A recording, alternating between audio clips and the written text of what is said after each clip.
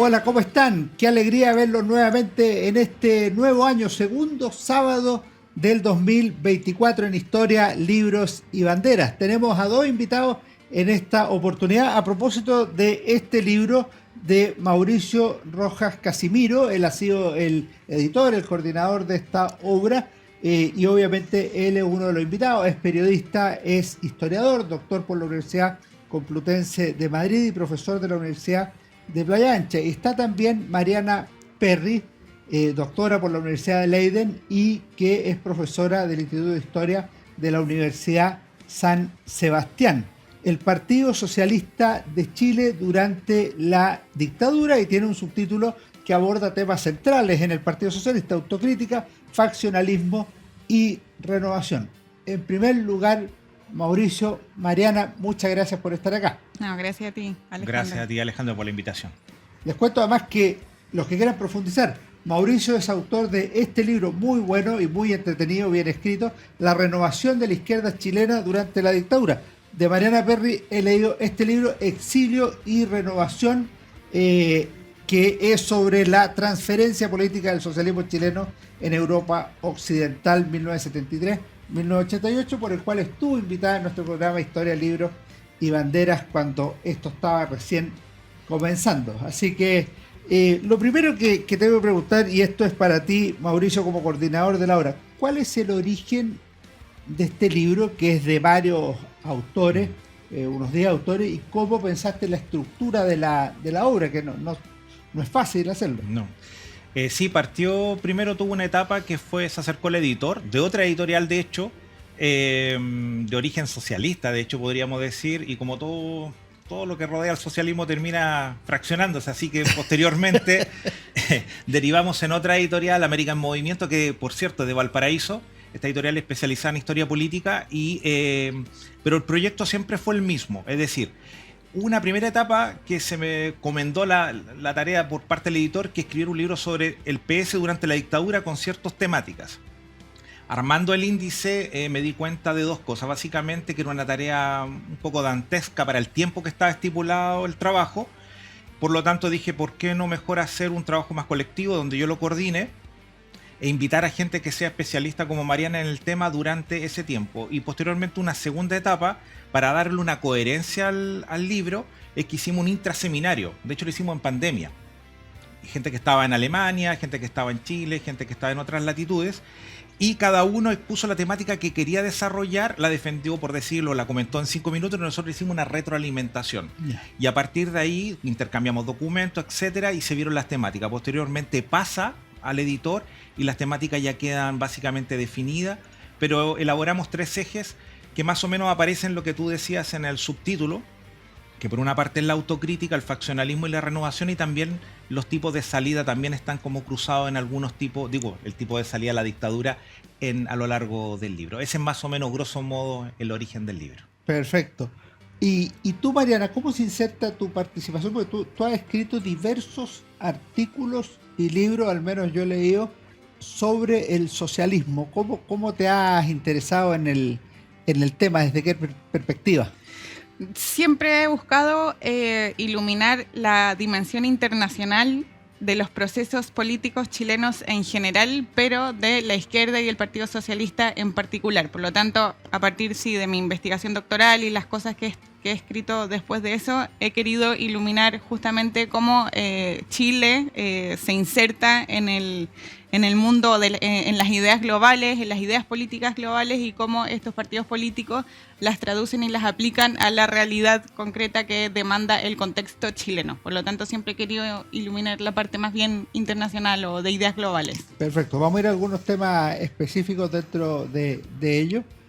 Mauricio, volviendo a un tema, me llamó la atención la broma que hiciste al principio, pero una broma que es bien real y uno de los temas centrales que aparece acá, de hecho aparece en tu artículo, pero también aparece en el primer artículo de Víctor Muñoz Tamayo, Joaquín Fernández Avara y en otros textos, es el del faccionalismo.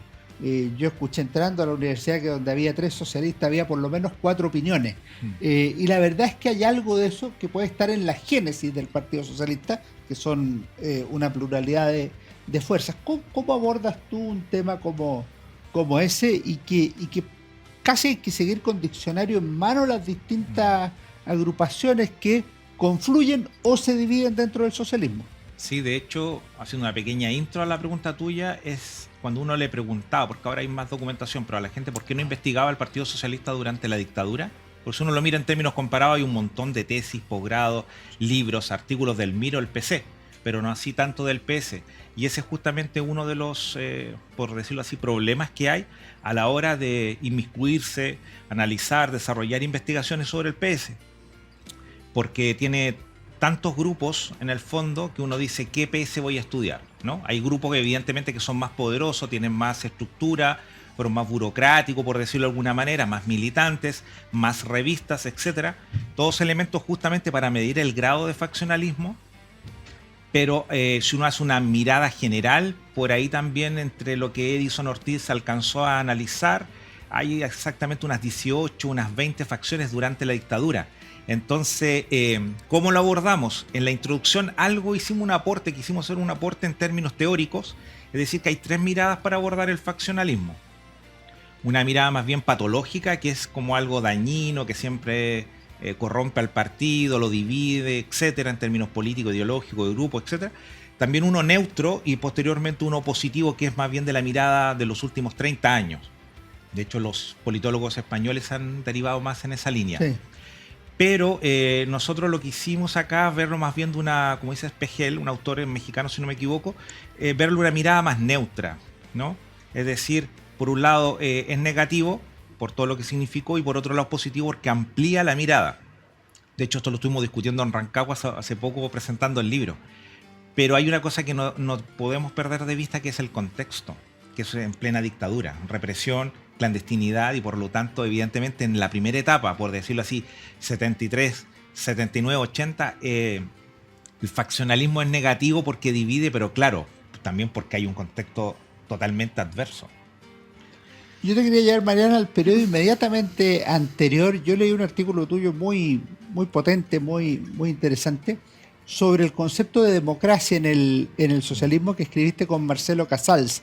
Y te quería preguntar, ¿cómo era el concepto de democracia en el socialismo antes de 1973? Porque después tú dices y otros que comienza a cambiar en el exilio, pero quiero concentrarme en antes del 73. Sí, ese artículo fue publicado en la revista Historia y lo que quisimos hacer fue, a partir de fuentes primarias, revistas doctrinales del Partido Socialista y del Partido Comunista, fue ver cómo a lo largo fue un periodo largo, entre 1950 y 1980, cómo estas diversas fuerzas de izquierda comprendían, entendían o resignificaban el concepto de democracia, entendiendo que, como dice la Escuela de la Historia Conceptual y Koselleck, que el concepto de democracia es un concepto en sí muy disputado, muy polémico y muy polisémico, y por lo tanto que aplica muy bien para las fuerzas que rodean el Partido Socialista, por ejemplo, que también el control sobre quién se hace de la definición mayoritaria del concepto de democracia genera también cierto poder al interior de un grupo. Por lo tanto, identificar la trayectoria del concepto de democracia entendida por estos partidos en este periodo nos permitió también perseguir o seguir las dinámicas de políticas en la izquierda chilena en este periodo previo. Y es súper interesante porque de nuevo saca a relucir este tema de los faccionalismos y las distintas versiones que toda la izquierda tiene inter los partidos políticos.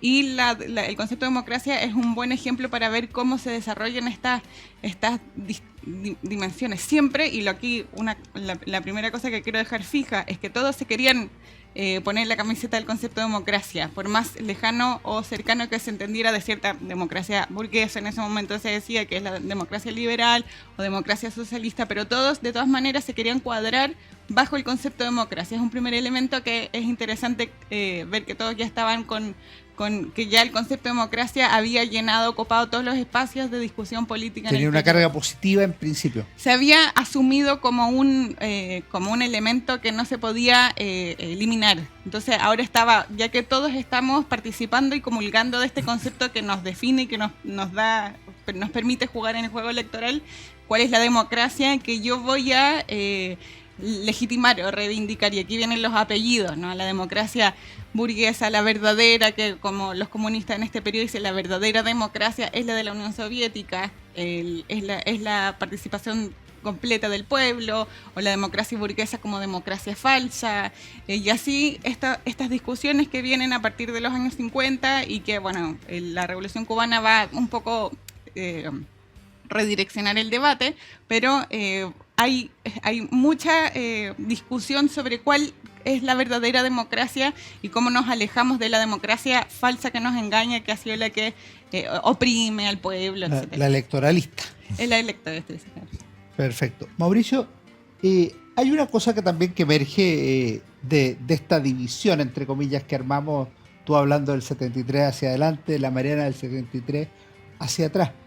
Eso lleva muchas veces a hacer un corte, como si fuera muy, muy quirúrgico, que puede estar basado en el dramatismo que significó el 11 de septiembre del 73 para el socialismo, la muerte del presidente Allende, la persecución a sus cuadros, la muerte y desaparición de miembros de la comisión política y otras cosas. Pero lo que yo advierto en el libro de ustedes, que me parece que es una riqueza, es que hay un intento también de preservar elementos de continuidad dentro del socialismo. ¿Cómo nos puede explicar ese fenómeno y esa aproximación intelectual al tema? Sí, la idea, bueno, varios estudios hacen como tú utilizaste el quirúrgico, ¿no? La idea es un poco dejar eso de lado, porque hay discusiones que continúan. O sea, el golpe de Estado, con todo lo que tú dijiste que significa, y sobre todo con la clandestinidad. De hecho, hay una tesis por ahí de la Católica, si no me equivoco, de una chica de apellido Torrejón, del MAPU Obrero Campesino, que yo fue la primera que leí, que decía: hay que romper con el mito de que el 73 posterior, hasta el 79, 80, 82, 83, no hubo actividad política. Como que hubo un periodo como casi oscuro, ¿no? En términos de actividad, evidentemente por lo que pasó, pero sí que hubo. De hecho, la discusión ideológica, desde mi perspectiva, es más potente en ese periodo que es posterior del 80, ¿no? Sobre todo en partidos como el MAPU Obrero Campesino, el MAPU, etcétera, en el PS, en el PC, etcétera. Pero en el caso del PS, por su origen faccional que tú comentaste al comienzo, que nunca decae en las décadas después del 30, en el 73 se terminan por aplacar en un poco, pero de manera, yo diría, abstracta, en el sentido de que siguen estando ciertos grupos. Aquello se puede demostrar, por ejemplo, lo que ocurrió en el Congreso de La Serena del 71. La elección de Allende hace que estas facciones se aplaquen un poco, pero después del 73, con el golpe de Estado, lo que ocurre es que estas facciones comienzan a cobrarse en primer lugar ciertas cuentas por el Congreso de La Serena, por el rol que jugaron la dirección durante el 73, durante el UP, perdón, por lo que ocurrió en los congresos del 67 antes, en Chillán, etcétera, por lo que ocurrió Linares, sí. En Linares, en una conferencia que poco se cita, que es la conferencia del 66, por el acercamiento, ¿no?, hacia la Revolución Cubana, por crear la Organa, por crear el Ejército de Liberación Nacional, que fue un órgano oficial del PS, etcétera. Entonces, el golpe lo que hace es profundizar, creo yo, ciertas discusiones que de alguna u otra manera durante el UP se mantuvieron, pero un poco debajo de la alfombra, y durante el 73 todos reclaman, digo todas, las 4 o 5 fracciones que inmediatamente posterior al golpe se erigen como dirección, ¿no? Algunas lo hacen explícitamente. La CNR, lo hace la Dirección Interior, que era como la oficial, por decirlo de alguna manera. Y hay discusiones que tienen que ver con el rol de la dirección, por ejemplo, el partido, la política de alianza, etcétera, durante el UP, pero también que viene desde los años 60, mucho antes. Y posteriormente, claro, hay cosas que son propias de la época, que una discusión, por ejemplo, de cuál es la dirección legítima, por decirlo de alguna manera, claro, ¿no? De hecho, entre ellos se tenían apodos, por decirlo de manera peyorativa. Los grupos más, por ejemplo, la CNR, le decía a la dirección interior le decían los cooptados. Los ¿no? cooptados, me llamó la atención ese concepto, no lo había visto. Claro, porque estaban cooptados desde Sí. el Secretariado Exterior desde Berlín, etcétera. Entonces, por el otro lado, no sé, el CNR muchas veces no los consideraban ni siquiera como socialistas en el sentido histórico, porque no venían, algunos venían del MIR, etcétera, del sindicalismo. Entonces ahí se produce una discusión gruesa. Pero, claro, del 73 en adelante comienza una discusión que para mí nunca termina y que tiene su génesis, su máxima explosión en el 79, cuando se divide el partido, que es lo que la gente mayormente conoce. Pero este libro yo creo que aporta otra cosa también, y con esto termino, que es que aparecen diversos grupos que no estaban, por ejemplo, muy conocidos en la retina de gente que incluso estudiaba los partidos de izquierda. Hay por lo menos 4 o 5 que están operando, o 6, sí, que están operando entre el 73 y el 79. Pero claro, la gente tiene más bien por los medios de comunicación de la prensa de la época y por el rol importante de sus dirigentes, Almeida y Altamirano. Tiene una dualidad nomás. Claro, pero existían muchísimos más. Por lo menos así, en otro artículo que escribí por ahí, identifico como facciones propiamente tal, de acuerdo a 4 variables, que por lo menos podemos decir que hay facciones autónomas, burocráticas, con revistas, financiamiento, con líder, etcétera, unas 14 por lo menos. Vamos a hacer un pequeño alto, pero les dejo planteado un tema. En ese periodo 73-79, en que tú dices que hay pensamiento, hay debate intelectual, ¿qué nos pueden decir de la proliferación de documentación en ese periodo? Porque me llama la atención que hay una gran cantidad de documentación en el extranjero que Mariana cita en su investigación, tú también, pero también al interior, partiendo por el documento de marzo de 1974, por la respuesta a ese documento y otros. Lo hacemos en unos segundos más cuando volvamos de este pequeño alto en Historia, Libros y Banderas. Estamos conversando con Mauricio Rojas Casimiro y con Mariana Perry. La Universidad de San Sebastián presenta los tomos 7, 8 y 9 de la colección Historia de Chile 1960-2010. Es una obra que nos ayudará a conocer y a comprender las últimas 5 décadas del Bicentenario de Chile. Lo puedes encontrar en las mejores librerías del país y en buscalibre.cl. Historia de Chile 1960-2010. El Global Dow Jones Sustainability Index ha reconocido a CMPC como la empresa forestal y papelera más sostenible del mundo del 2023. Esto es gracias a metas ambientales concretas, a múltiples iniciativas con las comunidades y al compromiso de más de 24.000 personas en 12 países que son partes del equipo de CMPC. CMPC, vive lo natural. En CMPC llevamos un largo camino fortaleciendo nuestro trabajo, lo que nos ha permitido desarrollar distintas iniciativas junto a comunidades, por ejemplo, con la recuperación de un árbol extinto o el restablecimiento de agua potable en zonas rurales, la conexión del turismo y cultura a través de una sola ruta, o también el desarrollo de envases reciclables y amigables con el medio ambiente. Son esos y otros desafíos los que hoy nos permiten creer en el valor de las soluciones inspiradas en la naturaleza. CMPC, creando valor natural. Conoce más en cmpc.com.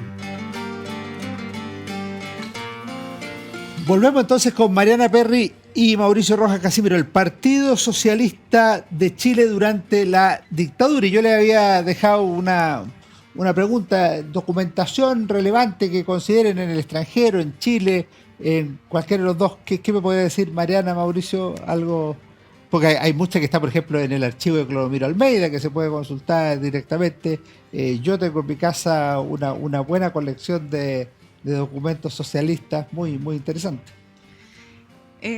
Sí, es una pregunta muy pertinente, especialmente para las fuentes que orientaron los estudios que están en el libro y que es lo que permite también el paso del tiempo, ¿no? Como encontrar, dar con fuentes, sistematizar información que quizás había estado un poco dispersa por el mundo y también en Chile.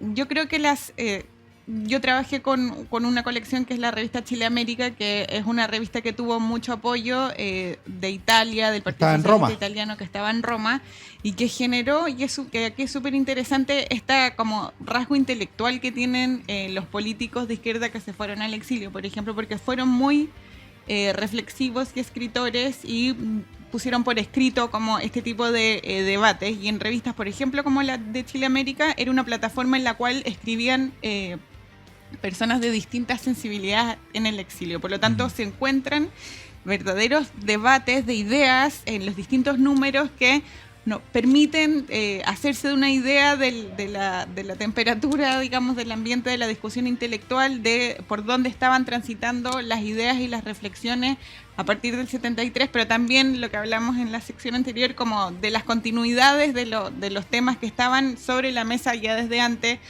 que se quizás agudizaron o se pusieron en pausa por las tareas de gobierno durante la Unidad Popular, pero que se retomaron de todas maneras del 73 en adelante. Entonces son espacios intelectuales de revistas como el Chile América o las del Cuaderno de Orientación Socialista, que estaba en el PS de Almeida, que se le llama, o quizás la revista Convergencia, que se producía en México. Entonces eran reales puntos de encuentro que su revisión permite como hacer esta evaluación, ¿no? Además, por ejemplo, en Chile América, que creo que es una excelente revista, del 79 al 82 se sigue el proceso de convergencia socialista de manera muy progresiva. Uno la puede ir mirando, pero claramente. Y lo otro que llama la atención de la revista, la segunda que nombraste, que es orientación socialista, o sea, como para dejar clarito dónde tienen que ir. Mauricio.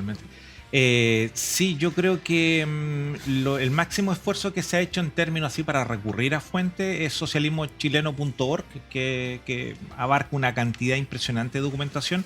Acá en Santiago quiero rescatar lo que fue el Fondo Documental Eugenio Ruiz Tagle. Tengo entendido que está en la Biblioteca Nacional. En su momento estuvo enlazado con Flaxos Chile, ¿no?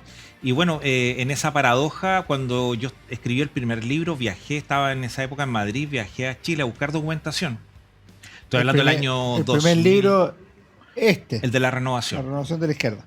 Sí, eso era el año 2007, cuando recién empecé con la documentación más dura. Viajé a Chile y me fui sin la maleta vacía, sin ningún documento, pero ninguno. Porque los partidos no tenían trabajo de sistematización de documentación. La habían enterrado, la habían quemado, no la tenían, no sabían dónde estaba, guardada en una caja en el sur, etc. Y después vivía muy cerca de una biblioteca cerca de Madrid, de Moncloa, y alguien me dice, ve a esa biblioteca, que es la Biblioteca de Agencia de Cooperación Internacional, y ahí estaba todo. Entonces ahí habla un poco, se puede entender evidentemente por el contexto de la dictadura, pero que ya en el año 2007 no se haya hecho un trabajo serio por parte de los partidos de izquierda, a mí me parecía curioso, por decirlo de alguna manera, y el interés también del exilio, ¿no? Había recursos, y también de los propios países, de resguardar una cantidad de material que afuera puede llegar a ser extraordinaria. En Italia yo creo que hay que rescatar lo del fondo Feltrinelli, lo que decía Mariana, lo que dije yo respecto a España, en Holanda. En Holanda estaba Mariana. Sí, exactamente, lo que tenía trabajando con Arrat, etcétera. Entonces, hay mucho material ahora. Yo creo que ahora tienen el problema opuesto. Yo creo que tenemos que seleccionar ahora. Ahora hay que hacer una sistematización aguda, que es un tema en el socialismo, porque con esto termino. Encontramos, y en el primer libro también encontré, que a veces las revistas tenían la misma portada, el mismo nombre, pero el contenido era distinto, de acuerdo a la orientación. Ya. Mariana, tu artículo en este libro se llama Reconfiguraciones y trayectorias del socialismo chileno a través de la lectura de dos hitos mundiales: la transición a la democracia en España y el movimiento Solidarność en Polonia. Y te quería preguntar, antes de entrar en el tema puntual, ¿en qué etapa del socialismo chileno a nivel internacional se inscribe esa discusión? Porque lo que yo aprecio que tú tratas, que está en parte en Exilio y Renovación, es en dos temas. Uno, el esfuerzo de conciliar socialismo y democracia a secas, no con apellido. Y en segundo lugar, la vinculación de los socialistas chilenos a la socialdemocracia internacional, que si uno mira, este es un tema que hemos conversado en algún minuto, el presidente Allende, cuando lo entrevista a Regis Debray, él dice que él con la socialdemocracia no tiene nada que ver, él está en otro carril. ¿Cómo lo ves tú? Ese es uno quizá de los cambios más, no es el más importante, pero es un cambio que genera mucho impacto en la conformación del socialismo post-73, y es la apertura obligada a raíz del exilio, pero a las distintas discusiones y debates que se estaban dando en el movimiento obrero internacional o el movimiento de izquierda internacional, y la masiva llegada de militantes de izquierda a distintos destinos geográficos, muchos de ellos foco de las discusiones más fuertes de esta diada que tú mencionas, que es dual, socialismo y democracia, instala a los chilenos en el ojo del huracán, como diría el profesor Fermandois, en debates que obligadamente se ven insertos. Europa en ese minuto estaba con gobiernos liderados por gobiernos socialistas en los Países Bajos, en el Reino Unido, en Austria, en Alemania federal estaba la socialdemocracia. Cierta constelación de momentos había llevado a que habían varios partidos sociales o de la socialdemocracia liderando gobierno. Y el caso chileno había causado mucho revuelo y había causado había adquirido un simbolismo que hizo que los exiliados chilenos llegaran como a ser muy bien recibidos en estos escenarios en donde estaban en el poder muchos de estos partidos. Por lo tanto, no solo a nivel de ideas, socialismo y democracia, sino que también se le dan las herramientas como operativas para instalarse de una manera de acuerdo a las circunstancias, pero bien recibida en estos escenarios. Por lo tanto, sí, se insertan en esta idea desde distintos orígenes de conciliar de alguna manera el socialismo y la democracia, tratando de distanciarse de, por ejemplo, el caso soviético y el totalitarismo detrás del ejemplo soviético, y darle una nueva mirada. Estamos hablando de una Europa que viene de los movimientos sociales del 68, de París en 68, de Berlín en 68, en donde se estaba buscando más socialismo, pero siempre en contexto democrático, entendiendo al socialismo como más democrático de lo que daba el ejemplo del otro lado de la cortina. Por lo tanto, se instalan en estos escenarios. Y a propósito del artículo, que tiene este gran título, pero lo que quería graficar en esta propuesta es cómo, a través de la lectura de estos casos específicos, el socialismo en el exilio y también con su vinculación con el interior del país, se posiciona frente a lo que está pasando a nivel internacional. Entonces, en el caso de España, donde el PSOE de Felipe González, este joven andaluz de promesa... Vamos a ver los casos específicos. Bueno, entonces lo dejo para después. Pero esta lectura del socialismo chileno, de estos hitos internacionales, con toda la contingencia chilena viviendo esos procesos a causa del exilio, permite como ordenar o redibujar las posiciones políticas después del 73. Hacia Chile, no solo en el exilio. Sí. Mauricio, tú insinuaste un tema que me gustaría profundizar un poco, que es el de las publicaciones respecto del Partido Comunista, el MIR y el Partido Socialista. Tú dijiste que uno de los elementos que podía contribuir a que se haya escrito menos del socialismo es la dispersión de fuentes o complejidad de las facciones o cosas por el estilo. Quiero agregar un aspecto que no sé si es así o no, pero yo veo también en el caso del MIR, por lo menos en varias de las publicaciones, un cierto elemento reivindicativo. O sea, hay muchas publicaciones del MIR que tienen un cierto sentido como de rescatar, no una historia, que lo hacen, y en algunos casos de muy buen nivel, sino que también de justificar una acción política en una época. ¿Puede haber algo de eso en el debate cuando uno dice, mira, se hace más de esto que del lado? Porque si tú miras, lo mismo vale para la Democracia Cristiana o para el Partido Nacional u otras fuerzas políticas, que hay mucho menos publicaciones que lo que hay sobre el MIR, por ejemplo, o sobre el Partido Comunista. Sí, no soy experto en el MIR, pero sí creo que por ahí alguien dijo como un chiste, ¿no? Que lo han repetido muchas veces, pero hay más publicaciones del MIR que miristas, en el sentido de que son tantas, sobre todo en pregrado y posgrado, ¿no? No sé si es... Yo creo que también un chico cuando está estudiando un pregrado, un posgrado, etcétera, también el MIR despierta cuestiones románticas de la izquierda, ¿no? Llamativo, la figura guerrillera, la de la resistencia, la de no insertarse nunca en el sistema, la de oposición, la de triunfo, fracaso, la de levantarse. Entonces yo creo que también tiene algo de eso, ¿no? Pero también hay estudios muy buenos sobre el MIR, por cierto. Sí. Lo del PS yo creo que es por el tema de las fuentes. Es complicado, porque yo siempre pregunto cuando me dicen voy a hacer algo sobre el PS y en qué época, durante la dictadura. Sería bueno preguntarse de qué PS. Siempre lo digo en el sentido porque, claro, hay que entender que el PS durante esos 17 años son grupos, no es un partido.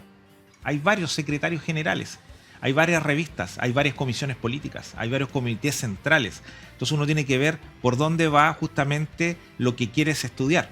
¿Lo vas a estudiar en términos comparados? ¿Lo vas a estudiar simplemente un grupo? ¿Vas a querer ver si ese grupo realmente es una facción, una tendencia, un lote, etcétera? Y también hay un tema conceptual, qué significa cada palabra.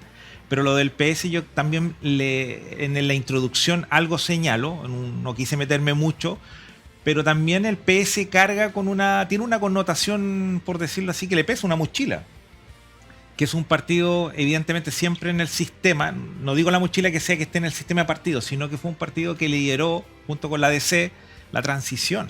El PS está ligado también a cuestiones que desde la izquierda también le producen distancia, que es el tema, ¿no? La desarticulación en los principios de los 90 con la oficina, etcétera.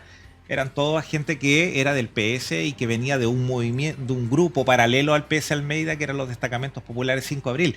Tema que no se ha hablado mucho y diría que casi nada, porque yo sé que también es súper complejo meterse en ese tema. Entonces ahora, son distintos, creo. Ahora una cosa, si es que se ha escrito menos del PS, los PS han escrito mucho. O sea, si tú miras las memorias en forma de memorias o en forma de entrevista, es abundantísima la presencia socialista. Claro, bueno el punto, porque de hecho lo colocamos en la introducción. La mayoría de los libros, lo que se ha publicado, las investigaciones, para qué decir artículos, paper digo, son la mayoría, son todas memorias, que son muy buenas, ¿no? Son quizá el de Ricardo Núñez, el gran desencuentro, ya no va tanto en memoria. Es memoria historia. Sí, exacto, ¿no? Pero el resto son trabajos que la mayoría han sido personas que no solamente fueron socialistas, no estoy diciéndolo como algo negativo por si acaso, pero fueron actor y partícipe de ese proceso y a la vez generalmente lideraron esos grupos. Uno puede pensar desde Arrate, que ha escrito mucho, pero claro, en parte, Ricardo Núñez, el mismo Altamirano a través de entrevistas, ¿no? En su tiempo, y también dos entrevistas, ¿no? Con Salazar y Salazar. Exacto. Pero también está lo del trabajo de Eduardo Gutiérrez, que va por el otro lado, más a la izquierda, pero también está escrito en ese tono. Entonces, a veces en las presentaciones que hemos tenido en Santiago, Valparaíso y Rancagua, claro, llega gente de aquella época y con su perspectiva nos tiraron un chiste el otro día, ¿no? Es decir, ¿cómo pueden escribir sobre socialismo si no son socialistas? O no vivieron la época, ¿no? Porque está en la retina de que el que escribe socialismo en esa época lo tiene que haber vivido. Entonces hay una separación, ¿no? Entre la memoria histórica de los protagonistas y gente que para esa época teníamos poca edad, o algunos ni siquiera habían nacido, ¿no? Para el 73, escribe desde una mirada más de investigador, ¿no? No creo en la objetividad al 100%, pero uno se desliga del proceso. Pero es otra forma de aproximarse. Exacto. Una consulta a los dos antes de hacer un pequeño alto. ¿Alguna memoria, entrevista que les parezca especialmente valiosa, destacada, que les haya gustado por la razón que sea, o que crean necesaria de ser conocida por los auditores de algún líder socialista?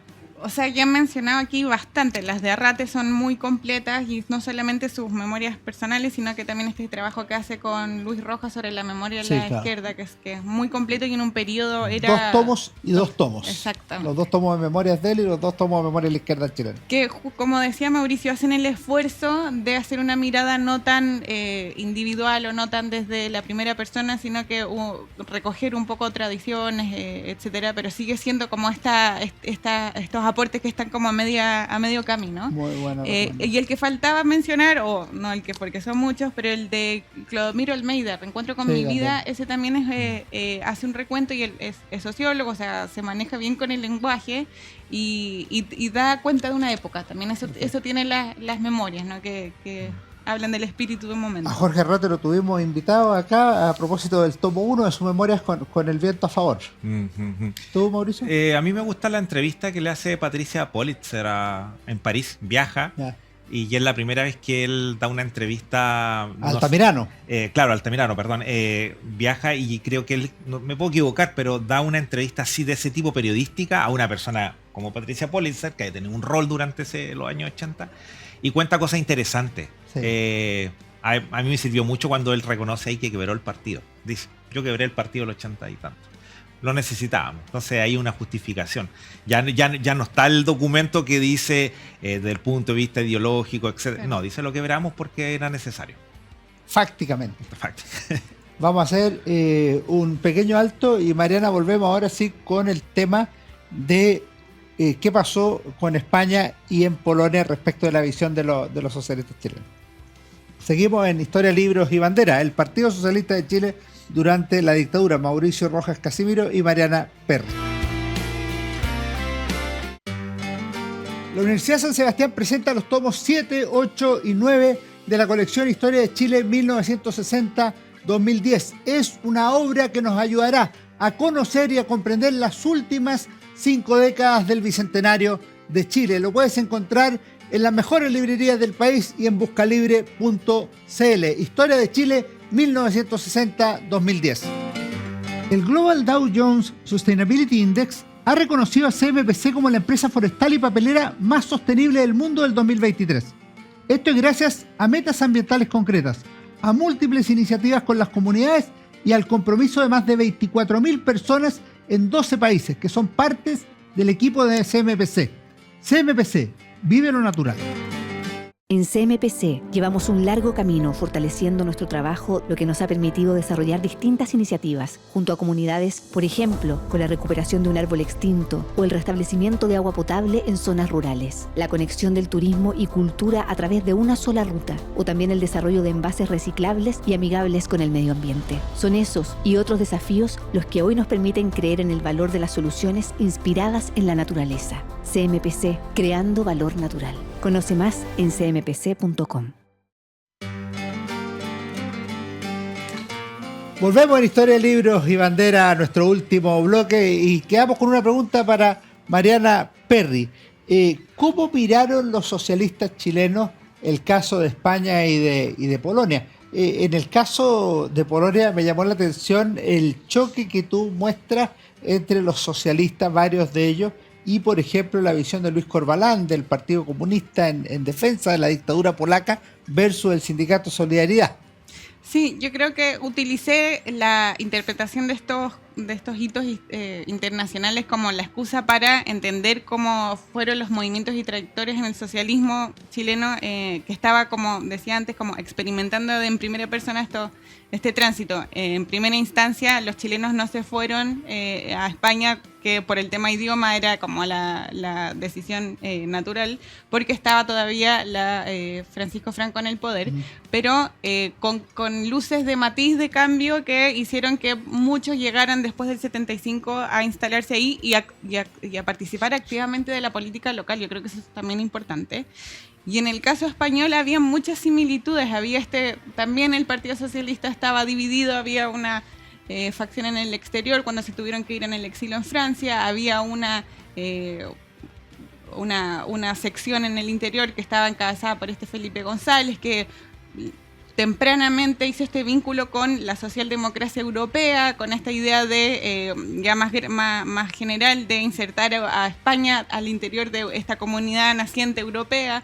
Por lo tanto, esos elementos confluyeron para que el Partido Socialista, que estaba liderado por Felipe González, que estaba más inclinado hacia la socialdemocracia, adquiriera cierta predominancia y invitara como más adhesión y por su mayor conexión con las bases desde el interior. Por lo tanto, Felipe González fue un puente de entendimiento entre la Internacional Socialista y la democracia, socialdemocracia europea, con estos exiliados chilenos que fueron a instalarse. Estoy pensando en Erich Schnake, el mismo Ricardo Núñez llega a España después de su paso por Berlín. Y cuenta que lo marcó mucho. Cuenta porque él además estuvo trabajando en un municipio en las elecciones, por lo tanto él pudo orientar su vocación política, que era claramente presente. Me parece que llegó el 79 a España, además, que fue el año de la división socialista. Exactamente. Y de hecho, Altamirano va al Congreso, a un congreso del Partido Socialista, y ahí desliza por primera vez este acercamiento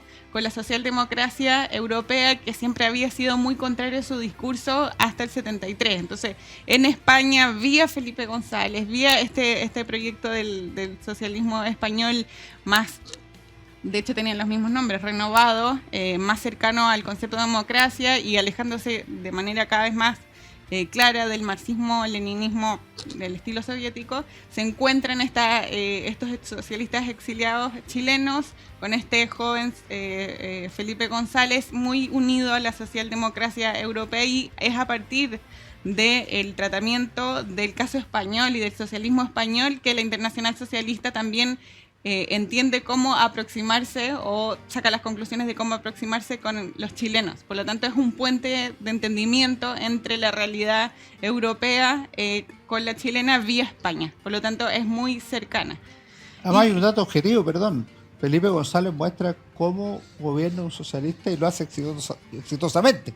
O sea, lo reeligieron hasta el 96. De hecho, por ahí cito una columna de Tomás Mulián que dice justamente un poco eso, cómo que aquí en el caso español que el socialismo de Felipe González demuestra cómo es posible gestionar una crisis económica mundial al interior de la democracia con esta orientación socialista, que es un poco la dirección que va a vivir el socialismo democrático europeo en este periodo.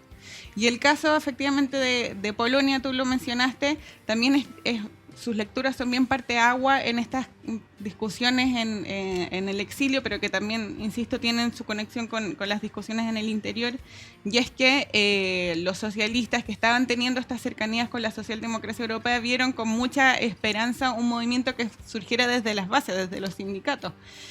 Por lo tanto, la reacción de la dictadura polaca y de la Unión Soviética, en consecuencia, generó que se ordenaran definitivamente estos bandos que estaban en este dilema que habíamos mencionado antes entre socialismo y democracia, al instalar la ley marcial y traer los tanques de Varsovia. Fue una ruptura más categórica con el alejamiento de esta dictadura socialista soviética, cuando los tanques habían reprimido un movimiento sindical, o sea, que era como la expresión del movimiento socialista como había sido entendido siempre. Por lo tanto, y acá en el artículo también traigo a colación también toda esta discusión no se puede entender sino en un contexto de orden bipolar, de Guerra Fría. Entonces los comunistas o chilenos con asiento en Moscú y la línea de Almeida en Berlín Oriental defienden esta ley marcial, entendiéndola o interpretándola como un juego de Estados Unidos, y que era Estados Unidos quien estaba moviendo los hilos del movimiento de solidaridad, y por lo tanto un ataque imperialista. Y es el contexto, ¿no? También hay que entender esa. Mauricio, ya nos vamos acercando al final y te quería llevar al final también, año 1989-1990, se está acabando el gobierno de Pinochet, ya había habido plebiscito, elecciones, y se produce la reunificación socialista. ¿Tú cómo ves ese proceso? ¿Como un esfuerzo de responder a una tradición histórica con argumentos conceptuales sólidos, o un oportunismo para tener mejores resultados en la nueva democracia chilena, una combinación de ambos? Voy a hacer un poco de C. Yo creo que de ambas cosas. Creo que tiene que ver mucho con que hay un proceso de renovación efectivo. De hecho, un tema contingente, ¿no? Siempre se le achaca a la izquierda chilena que tiene que hacer un proceso. Yo creo que el proceso de la renovación de los años 80, tanto en el exilio como en Chile, yo me la juego a decir que es uno de los procesos de renovación más importantes a nivel mundial, de una radicalidad impresionante. Con revistas, seminarios, podemos nombrar Aricha, Chantilly, que fueron fundamentales, con mucho dinero también para financiar, con escuelas de la ESIN, ¿no? Etcétera. O sea, participaban 600 personas, ¿no? Una cosa así. 8 escuelas, tanto en Holanda como en Mendoza, la última creo que se hizo en Chile. Es decir, revistas como la que dijo Mariana, es efectivo el proceso de la renovación. Hay un cambio, más allá de la disputa que hubo. Aquí en Exilio y Renovación, el libro que recomendamos de Mariana Perry, pueden seguir muchos de esos temas también. Exacto. Hay ahí, más allá del tema de la salida a la dictadura, cuál va a ser la opción, que ahí generaba más bien disputa hasta el año 87-88, ¿no? Después de lo que ocurrió en el 86, con Izquierda Unida, cuando es como el último soplo, ¿no? de la izquierda chilena de tratar de armar algo similar a lo que ocurrió en los años 60-70.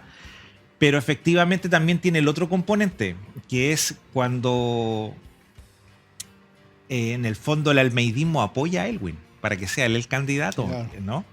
Es una conversación muy certera entre la DC, Y entre un Elwin- Boehninger. Y un Elwin que era percibido como golpista. Claro, es que hay una decisión porque los renovados no están tan por la opción de Elwin, entonces hay una cosa que tampoco se ha escrito mucho, entonces también hay una especie de, no tenemos cómo comprobarlo, pero seguramente hubo una negociación importante entre Almeida, Boehninger y quién eran los que estaban en el PS Almeida, y de hecho en el Congreso de Unidad, cuando se va a hacer este Congreso, el sector renovado de Arrate y Núñez hace un congreso previo de los renovados para llegar con mejor posición al Congreso de Valparaíso del 90 con sus posturas mucho más claras para imponerse en ciertos temas.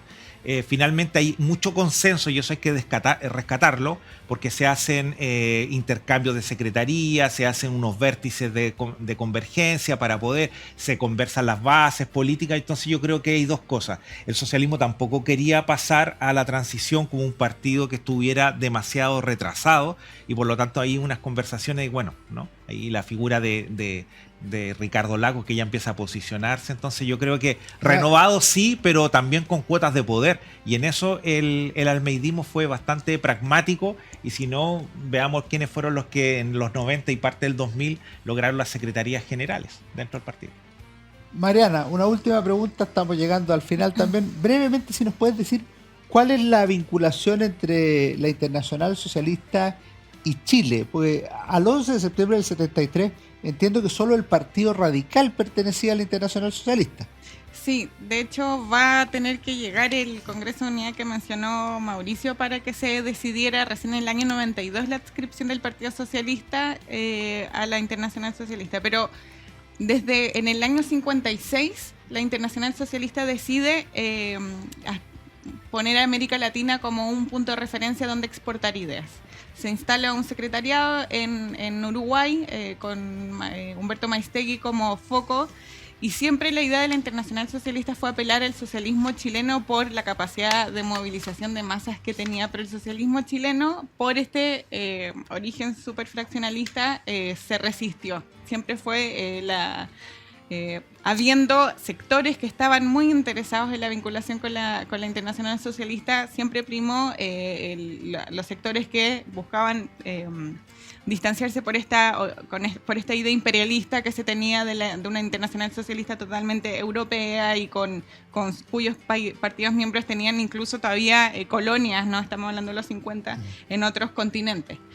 Por lo tanto, fue un tránsito que con el cambio de liderazgo de la Internacional Socialista, cuando llega Willy Brandt al poder de la organización, se hace una mirada más pragmática, se dejan de lado cierto anticomunismo que había llegado la primera etapa de la Internacional Socialista y se acerca, especialmente vía Partido Radical, a esta experiencia de la Unidad Popular y de hecho, como cosa muy extraordinaria, en marzo del 73 se hace la primera reunión del Buró de la Internacional Socialista fuera de Europa y se hace en Santiago de Chile en febrero previo a las elecciones de marzo del año 73 para demostrar públicamente el apoyo que se le daba a la Unidad Popular. Y ya durante del 73 en adelante la Internacional Socialista y todos sus partidos miembros se comprometieron de manera muy decidida con la causa democrática chilena, instaurando el primer comité dedicado solamente a un país, que fue el Comité Chile, que duró desde el año 77, cuando se inauguran en una conferencia que se hizo en Rotterdam, hasta cuando se hizo el plebiscito por el sí o por no acá en Chile. Por lo tanto, de una mirada mucho más distante entre el Partido Socialista y los partidos chilenos con la Internacional en los primeros 50, 60, después del 73 una relación mucho más directa, de mucha circulación e intercambio de ideas que después repercute en estos caminos que toma sin duda la renovación en Chile. Gran tema. Tenemos una última pregunta para cada uno. Recomendación de libro, Mauricio. A todos nuestros invitados les pedimos que recomienden un libro, que nos digan qué libro les ha gustado, que compartan con nuestros auditores puede ser de historia, puede ser de otro tema, puede ser literatura, lo que quieran. Sí, yo empecé a leer ahora hace muy poco, que también fue editado por la misma editorial, América en Movimiento, el libro del historiador Rolando Álvarez, ¿Ya? Cuando se templó el acero, que es Perfecto. sobre las juventudes comunistas en la década de los 80. Y hay un pequeño paréntesis. Gran experto en el Partido Comunista, Rolando Álvarez. Sí, el mejor, creo yo. Y un pequeño paréntesis, soy periodista, a propósito de no historia, soy un infiltrado en la historia, así que ese, para dejarlo claro. Tú eres las dos cosas. Eres historiador y eres periodista. Así que se mide por lo que se hace. Yo me voy a alejar un poco de la historia y voy a recomendar el libro que estoy leyendo, que es de Vivian Gornick, que es Apegos Feroces, y cuenta una historia autobiográfica de esta escritora y de su vida en el Nueva York de los años 60-70 y cómo esta autora construye su papel de mujer en una sociedad a raíz de dos figuras muy preponderantes en una comunidad judía de izquierda en el Nueva York de esta época, y cómo se da la vida de esta autora que muestra las vicisitudes de vivir en este contexto, ¿no? Yo se lo recomiendo. Perfecto, queda anotado. ¿Alguno más que quieran mencionar, que lo haya marcado en algún minuto de la vida, no necesariamente que esté leyendo ahora? El clientelismo del historiador Aníbal Pérez me parece una investigación súper pertinente con el tema de la municipalidad, del clientelismo, de lo que va a empezar a ocurrir. Sobre las últimas décadas. Sí, creo que va a marcar ahí. Es un libro que ya tiene sus años, pero yo creo que hay que volver a es profundizar. del Lombo, ¿no? Creo que del Alberto Hurtado, la editorial. Hurtado? Sí. Perfecto. Yo sí quiero recomendar un libro que salió este año de Marcelo Casals. Es el libro sobre las clases medias en Muy Chile, bueno. que está ya en su segunda... Fondo de Cultura Económica. Fondo de Cultura Económica, Sí. en su segunda reedición, y trata un tema que no había sido lo suficientemente explorado, que es el rol de estas capas medias durante el proceso previo y posterior del golpe de Estado, y habla mucho, es una lectura con rasgos sociológicos muy interesantes que permite entender partes que no habían sido suficientemente abordadas. Por lo tanto, recomiendo. Muy interesante y trata muy bien los sectores medios en sentido amplio, los colegios profesionales, Sí. los gremios. Y un trabajo muy acucioso de fuentes también. Se fue Sí. a los archivos de los colegios. Sí. Así que sí. Me lo leí con mucho provecho ese Y libro. con muchas ventas. Así que... Oye, Mauricio, no me queda sino agradecerte que hayas venido desde el puerto a Santiago al programa. Mariana desde Valdivia, así que les agradezco y espero que tengan un gran 2024, año que estamos comenzando, y muchas gracias por acompañarnos en Historia, Libro y Bandera. Gracias a ti. Ustedes no se vayan, viene mi recomendación del libro en unos segundos. Hola, ¿cómo están? En nuestro programa Historia, Libros y Banderas de esta semana queremos sugerir la lectura del tomo 5 de la Historia de Chile 1960-2010, proyecto de la Universidad San Sebastián y del cual soy director general. Los coautores son José Manuel Castro, Milton Cortés, Miriam Duchens, Ángel Soto y Gonzalo Larios. En el caso de este tomo 5 se refiere al gobierno de la Unidad Popular y se titula Las vías chilenas al socialismo. El gobierno de Salvador Allende 1970-1973. Este tomo es la primera parte e incluye una biografía de Salvador Allende antes de 1970, los primeros 2 años del presidente Salvador Allende en La Moneda, y se concentra en 2 aspectos temáticos especialmente relevantes. Uno son las relaciones internacionales del gobierno de la Unidad Popular, el otro es la situación económica durante los 3 años de la vía chilena al socialismo. Creo que es una buena lectura para este verano y me parece que logra cubrir una buena parte del gobierno de Salvador Allende. Que estén muy bien, nos vemos en nuestro próximo programa.